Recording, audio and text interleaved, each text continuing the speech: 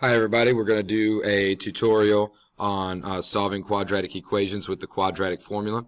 The quadratic formula works 100% of the time when solving quadratic equations, so if factoring is not really your thing, you can avoid factoring by using the quadratic formula. I'm going to walk you through that process quick.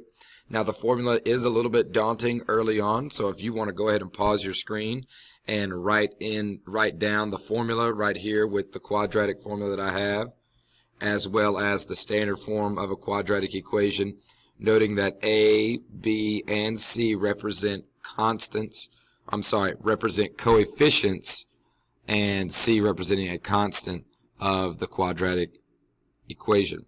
All right, I'm just going to jump right into an example so I can show you how to use this formula.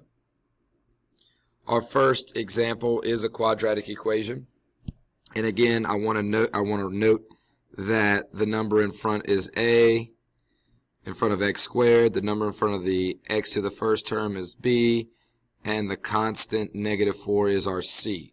So everywhere I see an a, I would put 1. Everywhere I see a b, I would put 3. Everywhere I see a c, I would put -4.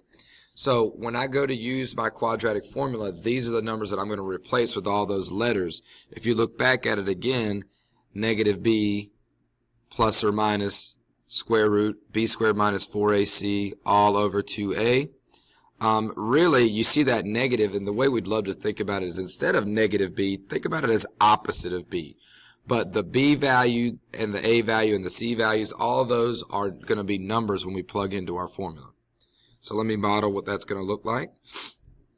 So x will be equal to the opposite of b, which is -3, plus or minus, because quadratic equations have two answers, so the plus and the minus represent two different cases.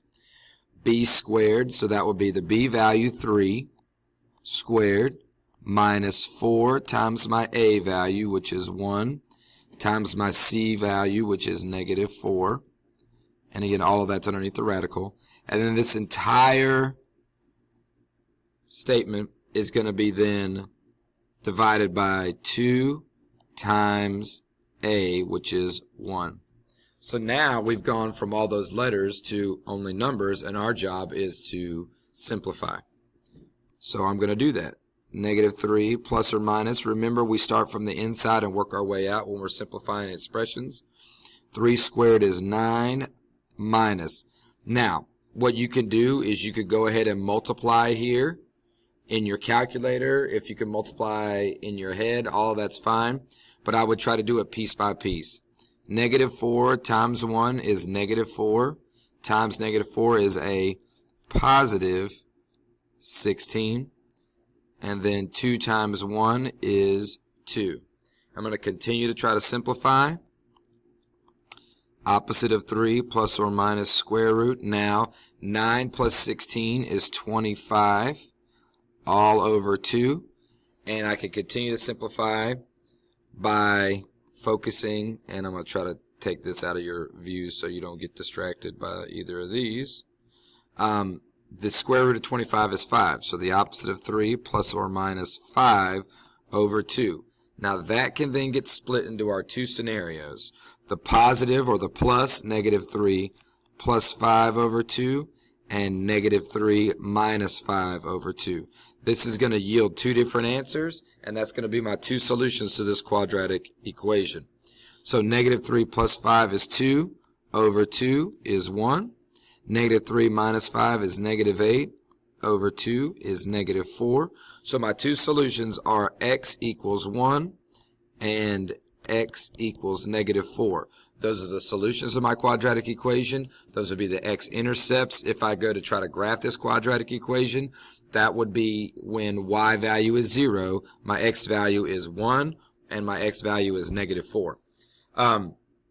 If I wanted to use the 0 property and write these as roots or points, what I would then do is I would set them equal to 0, or try to make them equal to 0. So what I would do is, so this is my solutions if I want to look at them like that. If I want to look at them differently as roots, I would again try to set them equal to 0. So subtract 1, x minus 1.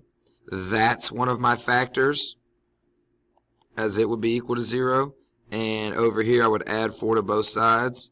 And x plus 4 would be my other factor, as that would be another one of our zeros. So if I want to write it as factors, this is what it would look like. If I want to write it as solutions, this is what it would look like.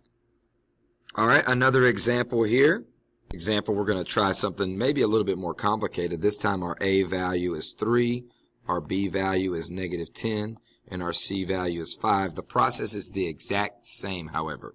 So x is equal to the opposite of b, which is now +10, plus or minus the square root of b squared, which would be -10 quantity squared minus 4 times a, which is 3, times c, which is 5, and all of this will be divided by 2 times the a value 3.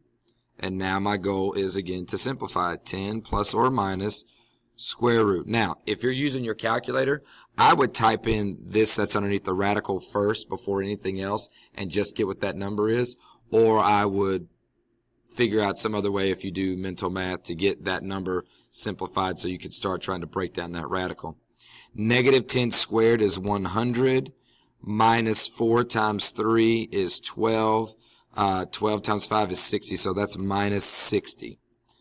All over 6. Again, continuing to simplify. 10 plus or minus the square root of 40 all over 6. And if you used your calculator, you probably got to that 40 a little bit quicker than I did. 10 plus or minus. Now, when we're getting quadratic equations solutions, we don't necessarily have to worry if they're whole numbers or decimals or not. We have practiced earlier about how to break down radicals. In this case, I'm going to show you not breaking down the radical. So first, just figure out what the square root of 40 is. So I'm going to pull up my calculator, and I'm going to find out what the square root of 40 is. So I got that the square root of 40 is 6.324555. So we're not going to write all that. We're going to round that to like it's money. So that's going to be 6.32. Knowing that we've already had to round our solutions.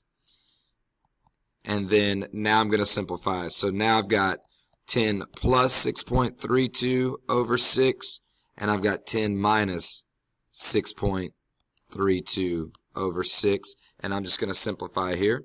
So that's 16.32 over 6, and this would be 10 minus 6.32, or 3.68 over 6, and those are going to simplify. 16.32 divided by 6 is 2.72, and 3.68 divided by 6 is 0.61.